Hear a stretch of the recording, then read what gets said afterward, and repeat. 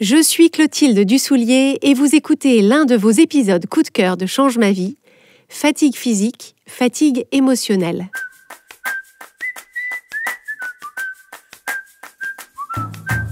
Au mois d'août, Change ma vie reste à vos côtés. Tout au long du mois, on vous propose une sélection de vos épisodes coup de cœur à écouter pour prendre soin de vous et de vos émotions cet été, que vous soyez en vacances, à la maison ou au bureau. Et ce n'est pas tout, on met aussi du soleil dans votre boîte mail. Chaque semaine, on vous envoie l'élan du lundi, un message à lire en 5 minutes top chrono pour démarrer chaque semaine avec clarté et énergie. Pour recevoir l'élan du lundi gratuitement dès la semaine prochaine, rendez-vous sur la page changemavie.com/inscription. Et maintenant, place à votre épisode coup de cœur. Nous nous retrouvons cette semaine avec un épisode qui parle d'un sujet important qui concerne bon nombre d'entre vous, c'est la fatigue. Alors, qu'est-ce que c'est que la fatigue ? La fatigue, c'est le ressenti qu'on a dans son corps quand nos ressources sont épuisées. Alors, si nos ressources sont un peu épuisées, on ressent un peu de fatigue. Si nos ressources sont complètement épuisées, on ressent une très grande fatigue. Donc, pour commencer en m'écoutant, je vous propose de bien identifier dans votre tête quel est le ressenti physique que vous associez à la fatigue. Quels sont les signaux que vous envoie votre corps dans ces moments-là ? À quels endroits est-ce que vous les ressentez ? Qu'est-ce que ça vous fait ? Concrètement, à quoi est-ce que vous savez que vous êtes fatigué ? À quels signaux ?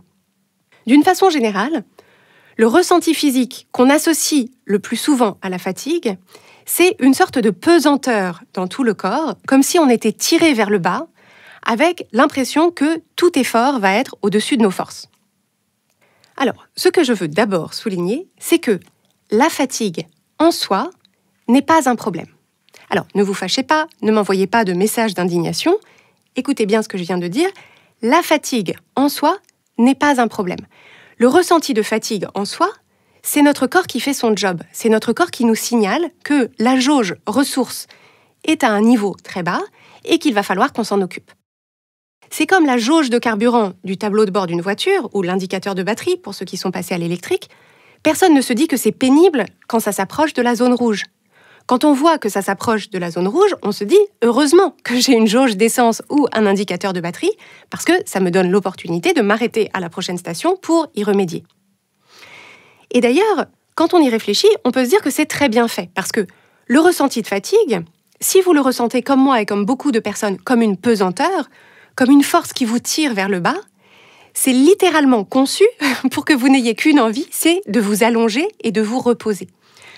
Donc la fatigue en soi, c'est le corps qui signale que les ressources s'amenuisent et qu'il va falloir s'occuper de recharger les batteries. Mais bien sûr, la raison pour laquelle on en parle aujourd'hui, c'est que pour beaucoup d'entre nous, cette fatigue est un problème, c'est-à-dire qu'on la vit comme un problème. Alors pourquoi est-ce qu'on vit la fatigue comme un problème ? On la vit comme un problème parce que ce ressenti de fatigue, pour des raisons diverses sur lesquelles on va revenir dans un instant, cette fatigue intervient à des moments où justement on ne prévoit pas de s'allonger par terre et de dormir. Donc c'est la fatigue qu'on ressent le matin, quand on se lève pour aller travailler ou pour s'occuper de ses enfants. C'est la fatigue du milieu de journée, alors qu'on va à un rendez-vous. C'est la fatigue du retour à la maison le soir, quand il faut se préparer à dîner, quand il faut s'occuper des membres de sa famille. C'est la fatigue du week-end, quand on a envie de profiter de son temps libre, mais qu'on se sent crevé de la semaine. Donc on ressent cette fatigue comme un problème, parce qu'on se retrouve à faire toutes ces choses quand même, alors qu'en fait on n'a pas l'énergie pour, donc on se force, et ça c'est pénible. Et dans le même temps, le ressenti émotionnel associé à cet état de fatigue est tout aussi pénible. Parce qu'effectivement, quand le corps est fatigué, en plus de ce ressenti physique qui nous invite fortement à arrêter tout effort et à se reposer, la météo émotionnelle qui l'accompagne est à l'avenant. Donc souvent, quand on est fatigué, on se sent découragé, et en fait, c'est fait exprès. Le but de ce signal émotionnel de découragement, c'est justement de nous décourager de faire quoi que ce soit qui demanderait plus d'énergie qu'on en a. Et on se sent assez souvent irritable aussi, ou de mauvaise humeur quand on est fatigué. Et ça aussi, c'est fait pour, parce que si on est fatigué, la priorité, c'est de se reposer, pas de nourrir nos relations sociales. Donc, ce message d'irritabilité associé à la fatigue, dans ces moments-là, c'est « isole-toi et repose-toi, dors ». Alors, en plus de ce ressenti physique et de ce ressenti émotionnel, on a tendance à empiler par-dessus l'histoire qu'on se raconte au sujet de notre propre fatigue, c'est-à-dire ce qu'on pense de notre fatigue, à quel point elle nous empoisonne, à quel point on n'en veut pas et à quel point on voudrait se sentir autrement. Et donc ce sont des pensées comme « je vais jamais y arriver »,« je vais jamais tenir »,« comment ça se fait que je sois aussi fatiguée »,« comment font les autres »,« c'est horrible, je m'en sors pas, je dois avoir un truc qui cloche ».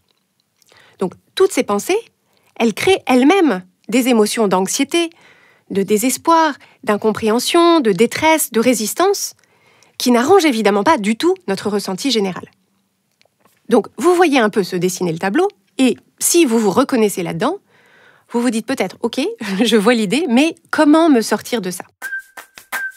Alors, pour comprendre comment se sortir de ça, d'abord, il faut remonter à la source et comprendre d'où vient ce ressenti de fatigue à l'origine. Schématiquement, je vous propose de considérer qu'il y a 3 grands types de fatigue, chaque type de fatigue nécessitant des actions différentes pour s'en alléger. Le premier type de fatigue, c'est ce que j'appellerais la fatigue physique. Donc ça, c'est la fatigue primaire, entre guillemets, et la plus facile à comprendre. C'est quand on a dépensé plus d'énergie que ce que notre corps avait à dépenser, et donc notre corps nous envoie le signal qu'il a besoin de reconstituer ses réserves d'énergie. Il a besoin qu'on lui donne des aliments de bonne qualité, il a besoin qu'on boive de l'eau, il a besoin qu'on se repose, il a besoin qu'on dorme.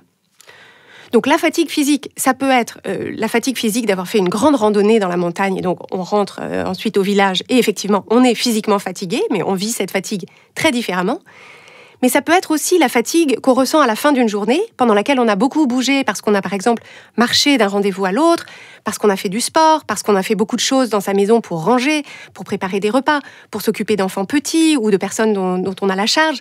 Donc cette fatigue-là est simplement la résultante de l'énergie dépensée. Mais ça n'est pas que le mouvement physique qui peut causer cette fatigue. Si on a beaucoup travaillé en concentration, par exemple, parce qu'on prépare un examen, ou parce qu'on a construit une présentation, ou parce qu'on a réfléchi à un problème complexe, là aussi, ça demande beaucoup de ressources. Et donc ça crée une fatigue qu'on ressent comme une fatigue physique qui est normale. De la même façon, hors mouvement physique ou activité intellectuelle, il y a certains états du corps ou certaines transformations du corps qui lui demandent beaucoup de ressources, et ces états ou ces transformations du corps vont causer une fatigue équivalente à ces ressources et qu'il faut prendre en compte. Donc typiquement, pour une personne qui est enceinte, tout ce qui se passe à l'intérieur du corps pendant la grossesse est extrêmement coûteux en énergie. Et de la même façon, après un accouchement, comme il faut tout retransformer dans l'autre sens, ça crée une très grande fatigue qu'il faut prendre en compte impérativement. La solution à la fatigue physique, c'est le soin qu'on peut donner au corps pour qu'il puisse reconstituer ses réserves d'énergie dans la même mesure que ce qu'on va lui demander le lendemain. Donc, manger suffisamment, boire suffisamment, dormir suffisamment. En fait, la fatigue physique, elle se comprend un peu comme un compte bancaire. Si je le crédite chaque jour du même montant que ce que je dépense le lendemain, c'est-à-dire si je remplis mes ressources, mes réservoirs de ressources chaque jour, des ressources dont j'aurai besoin pour vivre ma journée du lendemain, je ne suis jamais à découvert.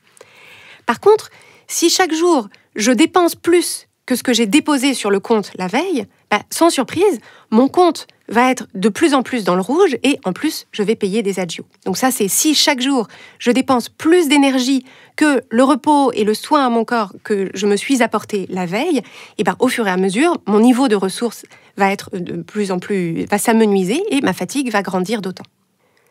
Le deuxième type de fatigue, c'est ce que je vous propose de considérer ou d'appeler la fatigue symptôme.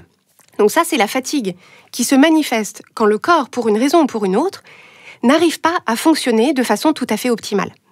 Donc ça peut être parce qu'on a des carences ou des déséquilibres alimentaires, par exemple, ou parce que notre système digestif n'arrive pas à absorber correctement ce qu'on mange, ou parce que notre système immunitaire est mobilisé pour se battre contre un virus, ou parce qu'on a un autre type de maladie ou de trouble, par exemple. Alors, face à ce type de fatigue, du repos et une alimentation appropriée vont aider dans une certaine mesure, mais ça ne suffira pas. Comme cette fatigue est un symptôme d'autre chose, pour qu'elle puisse se résorber durablement, il faudra résoudre cette autre chose. Et là, il faut prendre ça très au sérieux. Il faut consulter un ou plusieurs professionnels de santé qui pourront vous aider à comprendre les causes et qui pourront vous aider à identifier et mettre en place les solutions qui sont disponibles. Alors, parfois, la bonne nouvelle, c'est que les solutions sont très rapides, et puis parfois, ça va être un processus d'exploration plus long, mais bien sûr, plus tôt vous l'initiez, plus tôt vous vous rapprocherez des solutions adaptées. Le troisième type de fatigue dont on parle beaucoup moins, c'est ce que j'appelle la fatigue émotionnelle. La fatigue émotionnelle, c'est le ressenti physique de fatigue qui est créé par nos émotions et aussi par notre résistance à nos émotions. Alors, qu'est-ce que je veux dire par là ? Tout au long de la journée, vous avez des pensées, donc plusieurs dizaines de milliers de pensées, dans leur grande majorité des pensées automatiques que vous ne choisissez pas consciemment et que donc vous n'entendez pas consciemment. Mais chacune de ces pensées crée un ressenti émotionnel dans votre corps qui a une réalité physiologique. C'est-à-dire que l'émotion que vous ressentez, concrètement, elle modifie l'état physique et chimique de certaines de vos cellules et de certains de vos organes. Donc, tout au long de la journée, selon ce qu'il se passe à l'extérieur de vous et ce que vous en pensez, votre corps vit tout ça dans sa dimension émotionnelle et tous ces ressentis, toutes ces modifications de l'état physique et chimique de vos cellules et de vos organes, y compris les manifestations de stress, eh bien, tout ça, ça ne se fait pas par magie. Il faut bien que votre corps puise dans ses ressources pour opérer ces modifications de l'état physique et chimique de vos cellules et de vos organes, comme il opère tout le reste des phénomènes physiologiques de votre corps. Et donc, ce que ça veut dire, c'est que quand vous traversez une période d'émotions intenses, tout particulièrement des émotions pénibles, tout particulièrement des émotions de stress, parce que vous rencontrez des difficultés dans votre travail, ou vous vous faites du souci pour un membre de votre famille, ou vous êtes en conflit avec quelqu'un, ou vous êtes face à une décision que vous avez du mal à prendre, ou à un échec que vous avez du mal à surmonter, comme on l'a évoqué dans l'épisode 245 de Change ma vie, le cocktail d'émotions que vous ressentez face à ces différentes situations peut se traduire par de la fatigue que vous ressentez effectivement comme une véritable fatigue dans votre corps. Et tout aussi fatigant, tout aussi commun, mais plus insidieux, il y a les phénomènes de résistance à nos émotions. La résistance à nos émotions, c'est quand on ressent des émotions qu'on juge désagréables face à telle ou telle situation, mais qu'on ne s'autorise pas à les ressentir. Donc pourquoi est-ce qu'on ne s'autorise pas à les ressentir ? C'est parce qu'on les juge, ou on se juge, ou alors on a peur de ces émotions, on les craint, on n'a pas du tout envie de les ressentir, et donc nos réactions de résistance, c'est soit on les ignore, soit on les repousse, soit on les fuit. Donc ça peut être, par exemple, la contrariété que je ressens après une remarque de mon beau-frère qui m'a gonflé. Ça peut être la honte que je ressens en repensant à une conversation de la veille, parce que je me dis que j'ai fait une bourde. Ça peut être l'anxiété que je ressens à l'idée d'une négociation qu'il faut que je mène la semaine prochaine. Si, au moment où ces émotions, cette contrariété, cette honte, cette anxiété, au moment où elles se présentent, je ne les prends pas en compte, je me tends, je me ferme, j'essaye de ne pas y penser, ou alors je me force à penser un truc positif ou à passer à autre chose, je crois dans l'instant que ça va les faire passer. Mais en réalité, non. En réalité, ces émotions-là vont rester là en attendant que je les reconnaisse, que je les écoute, que je m'autorise à les ressentir. Et donc, pendant qu'elles attendent, en fait, elles vont rester derrière la porte, elles vont toquer à la porte régulièrement pour savoir si ça y est, je suis prête à les prendre en compte.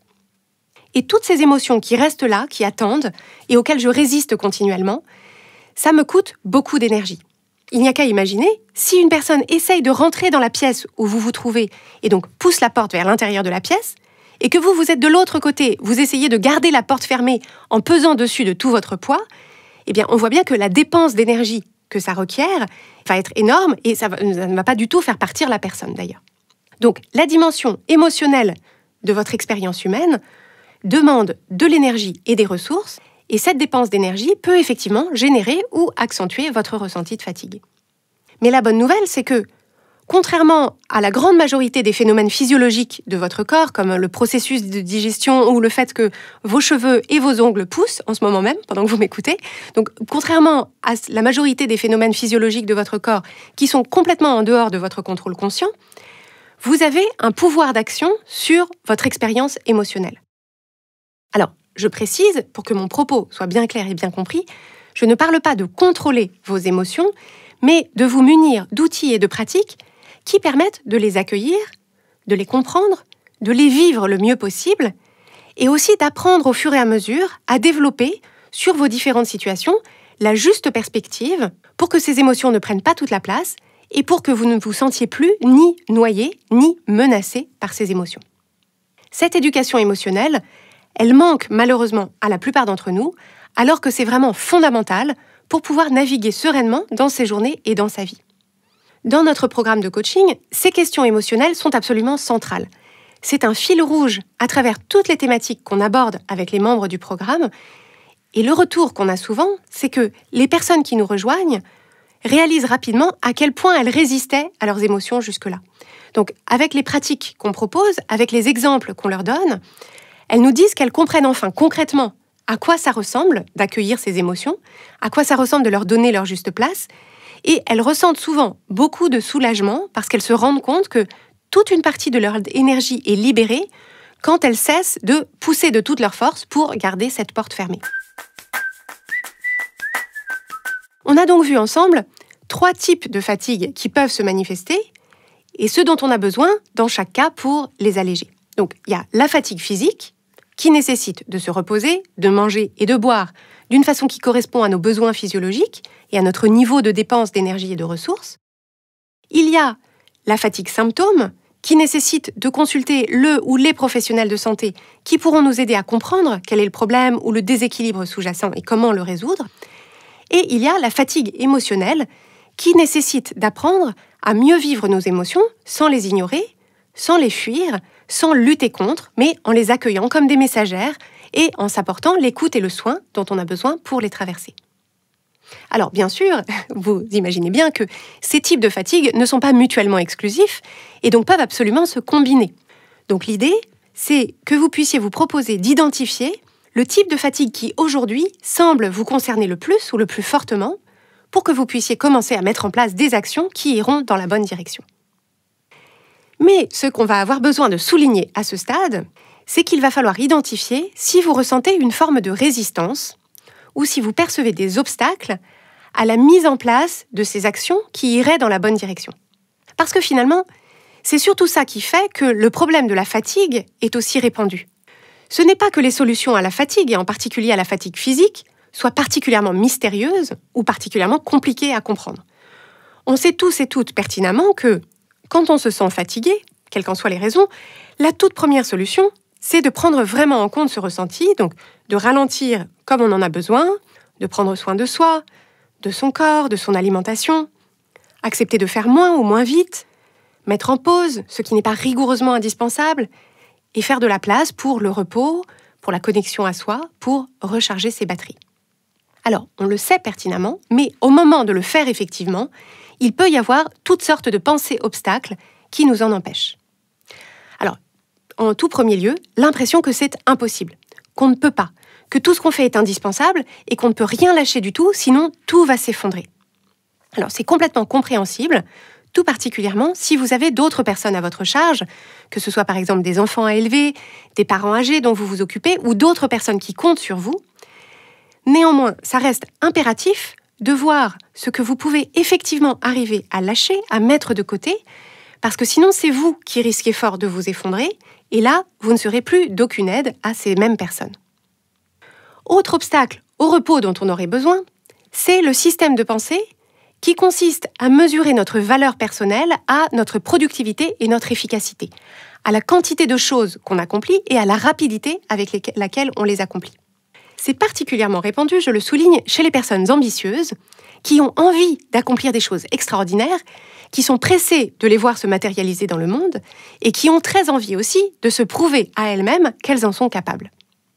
Cette ambition peut être un moteur puissant, mais si on associe notre valeur à nos accomplissements, et c'est un mode de pensée extrêmement fréquent, c'est très difficile, voire impossible de ralentir, parce qu'on a l'impression que si on ralentit, ça va diminuer notre valeur à nos yeux et aux yeux des autres, et donc mettre en danger notre place au sein du groupe, et donc notre sécurité tout court, schématiquement.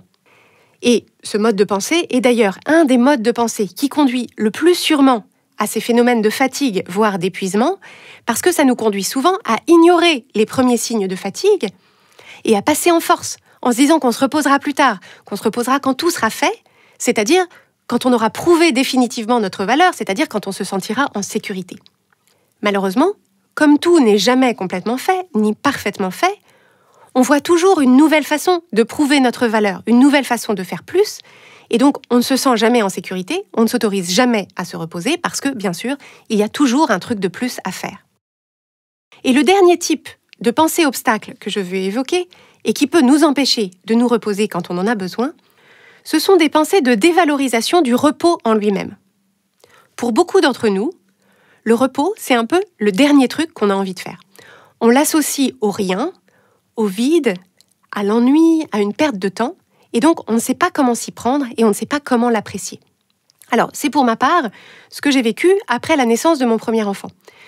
Je trouvais ça très difficile de m'occuper d'un nouveau-né, je n'étais pas du tout préparée à cette difficulté, je trouvais ça très difficile de gérer les nuits morcelées, la mise en place de l'allaitement, le changement total de rythme de vie. Et dans les rares moments où j'aurais pu me reposer comme j'en avais besoin, dans mon esprit, le repos, c'était le vide, c'était le rien, c'était l'ennui. Et moi, j'avais envie de faire des trucs normaux. J'avais envie de faire des trucs de ma vie d'avant. Je voulais répondre à mes mails, je voulais nettoyer mes placards, je voulais voir mes amis. Alors qu'en réalité, je n'en avais pas du tout la force. Donc ça a été ma grande leçon. Elle m'a coûté cher en termes de fatigue. Et à la naissance de mon deuxième enfant, j'ai appris à faire exactement l'inverse. J'ai appris à ne faire absolument rien d'autre de mes journées que de m'occuper de mon bébé et de dormir. Et j'ai appris surtout à en apprécier la valeur et la saveur. Parce que c'est effectivement souvent ce qui se passe si on traverse une période intense dans sa vie professionnelle ou dans sa vie familiale, par exemple, et que ça nous prend beaucoup d'énergie. Dans les moments où on pourrait effectivement se reposer, et en fait on se dit que non, qu'on n'a pas envie, qu'on a envie de sortir, de faire autre chose, de voir du monde, de se changer les idées, de faire avancer nos autres projets, plutôt que de, entre guillemets, perdre son temps à se reposer. Mais souvent, la raison pour laquelle on a du mal à apprécier ces moments de repos, ces moments de rien, c'est parce que ça crée tout d'un coup un espace dans lequel on s'entend vraiment penser. Et parfois, quand on écoute vraiment nos pensées, quand on entend à ce moment-là la teneur de notre discours intérieur, quand on a la place d'entendre nos pensées de doute de soi, d'insatisfaction de notre vie, d'anxiété sur notre avenir, eh bien, ça peut être très inconfortable. Et donc, on peut préférer à ce moment-là, pour ne pas entendre ça, se lancer dans un marathon de série jusqu'à pas d'heure ou un bon nettoyage de fond des placards de la cuisine. Donc on meuble et on occupe ces temps qui pourraient nous permettre de nous reposer.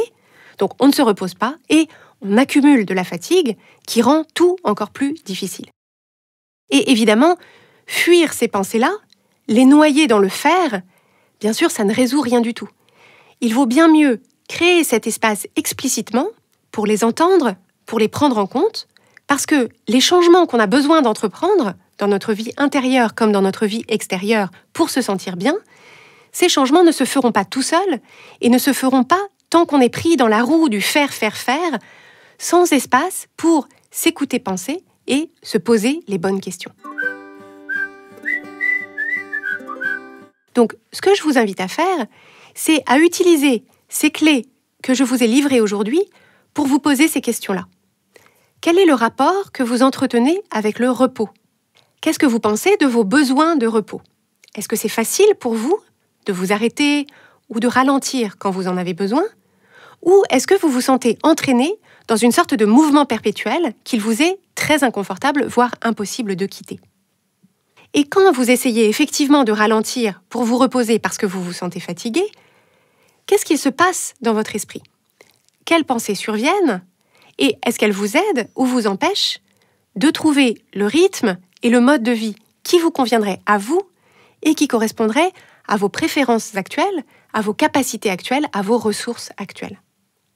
Si vous voulez notre aide pour évaluer ça, pour vous aider à identifier quelles sont ces attentes que vous avez envers vous-même, si elles sont réalistes et comment les ajuster, nous sommes là pour ça.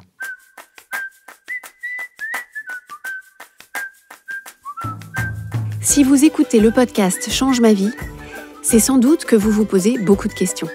Qui vous êtes vraiment? Où vous en êtes? Et est-ce que vous faites les bons choix?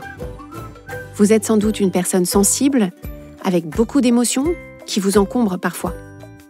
Vous avez toujours à cœur de bien faire et vous vous mettez beaucoup la pression. Mais vous vous apercevez que ce mode de fonctionnement hyper exigeant vous coûte cher. Vous ressentez beaucoup d'anxiété, votre quotidien et vos relations manquent cruellement de légèreté et malgré vos efforts, vous n'arrivez pas à vous sentir juste bien, tranquille avec qui vous êtes et ce que vous faites. À force d'être dans votre tête tout le temps, vous passez à côté de la vie épanouie et alignée que vous pourriez vivre dès maintenant. Si vous vous reconnaissez dans cette description, sachez que je vous comprends à 1000% et que le coaching Change ma vie va vous aider comme il a aidé les milliers de personnes qu'on a déjà accompagnées. En rejoignant le programme de coaching Change ma vie mode d'emploi, vous allez ressentir dès le début le soulagement immense de savoir que vous n'êtes pas seul et qu'il y a des solutions simples pour retrouver votre sérénité et votre énergie. Avec l'équipe des coachs certifiés Change ma vie, on sera à vos côtés au quotidien pour construire avec vous un plan d'action concret qui vous permettra de dissiper enfin le brouillard et les doutes, de savoir clairement ce que vous voulez et d'oser aller le chercher. Pour en savoir plus sur le coaching Change ma vie et comment vous inscrire, rendez-vous sur changemavie.com/coaching.